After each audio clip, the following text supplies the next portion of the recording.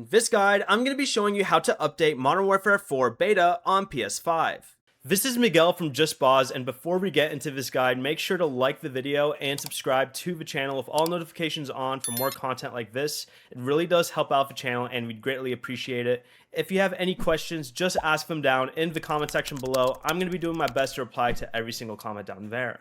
From your PS5 home screen, highlight Modern Warfare 4 Beta, then press the Options button on your controller and select the option that says Check for Update. If a new beta update is available, follow the on-screen instructions to download and install it. Your PS5 can also update games automatically when automatic updates are enabled, so just keep that in mind.